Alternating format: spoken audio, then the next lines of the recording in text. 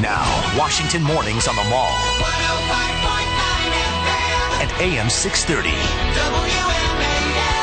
8:37, a good Thursday morning to you. Brian Neiman, Brian Wilson with you. We just had the governor of Virginia, Bob McDonnell, in studio, and now REINCE PRIEBUS joins us. He's chairman of the RNC.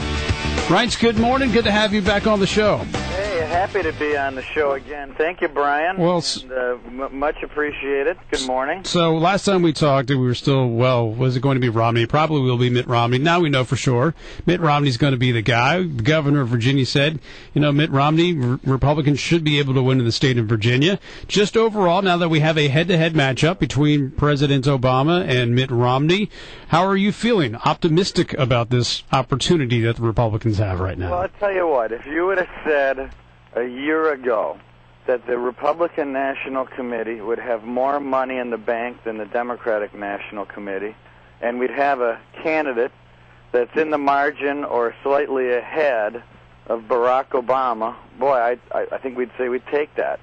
And, that's where we are today, and we're just coming out of our primary. I think Mitt Romney is doing well in coalescing the party.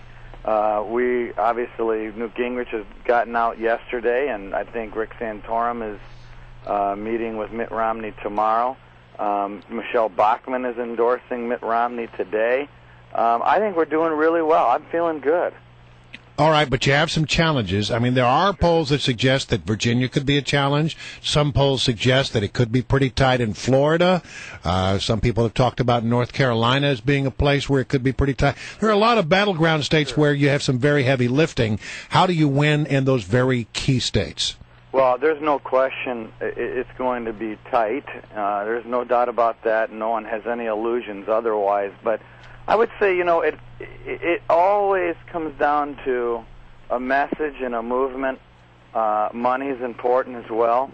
I think that from our standpoint at the Republican National Committee, top-line messaging matters. In other words, obviously the economy, jobs, what this president promised and what he delivered are two different things. I think being able to beat that drum over and over again is important, but I also think that it's our job to get the job done on the ground. In other words, we have to go door to door. We've got to get bodies out in North Carolina and Florida, in places like Kissimmee and Hialeah with Hispanic outreach up in Alexandria and around Virginia, and everywhere that we need to on the ground on absentee ballots, getting them in the municipal clerk's offices. And, one of the good things about being chair of the RNC is that you can pretty much prove everything through metrics. Here's what I mean. On money, everyone that takes a job like this will say, well, we're going to raise this amount of money. We're going to raise a record amount of money. Well, you file a report with the FEC, and either you're doing it or you're not. Same is true with, the same can be measured on the ground. Voter contacts, door-to-door effort, absentee ballots in the clerk's office, all of those things are all measurements that we can either meet goals or we can fail to meet goals. But our job at the RNC is clearly to connect the candidate to the voters into the ballot box, and that's what we do. And I think you're going to see an effort here from the Republican side that we haven't seen. We're going to exceed the effort of 2004, and that's our goal. All right. There is still one Republican who's still in the race, a guy named Ron Paul, congressman from Texas, who has a devoted following. Have you had any conversations? Will anybody have conversations about Ron Paul moving forward once Mitt Romney wins the nomination? There are people who are always worried that he may decide to run as a third party, or he may throw his support behind a third party candidate. Yeah, we meet up with Ron Paul's campaign quite a bit and talk to them a lot. They're very good. I got to tell you that I know there's a narrative out there that somehow they're being rebellious, but I will tell you that they're good supporters. They're team players. They believe the same things in liberty, freedom, the Constitution.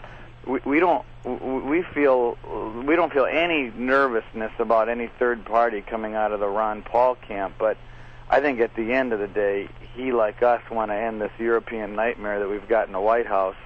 And I think they're going to be very much a part of this effort in defeating Barack Obama. But until I think a few more primaries happen, I think it might be a little bit of time before Ron Paul decides what he wants to do. But eventually, he's going to be on our team here to defeat Barack Obama. Well, some have looked at some of the things he said and have suggested that he's had that opportunity to sort of send that message, and he's declined to do so thus far.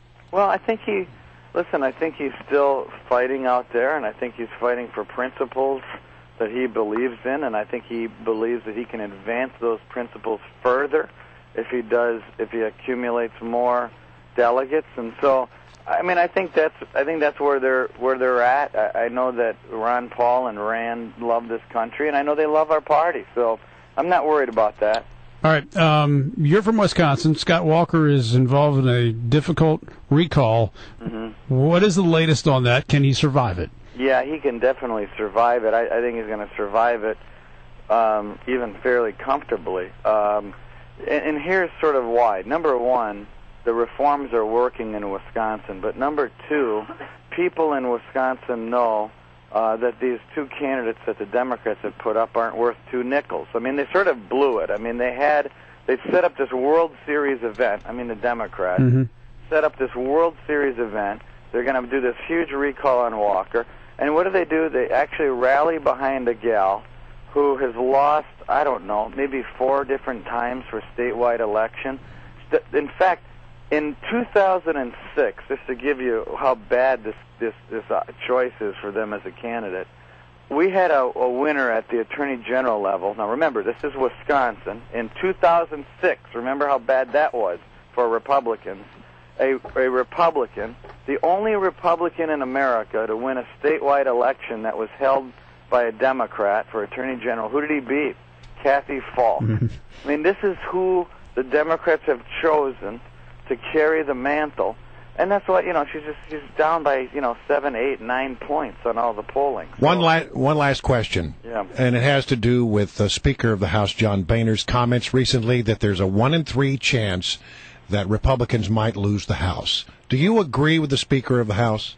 Well, I think what he was saying is that, the odds are overwhelmingly pretty good that we win. That's sort of not the way it was taken in some quarters. Would you agree? It depends how you want to look at it. I mean, the glass is 2/3 full. I mean, I actually think that I kind of know where his heart and his head's at, and he feels real good about the fact that we carry the House. I mean, I don't see us losing the House. We've got too many options out there, too many seats available to us, and if anything, I think that it's even possible we could gain a few seats. And so, we did really well in 2010. We haven't lost anything in redistricting, and so I expect us to do well here. So we're gonna defeat Barack Obama, and when that happens, usually good things happen down ticket. REINCE PRIEBUS, always a pleasure to have you on the show. Thanks very much.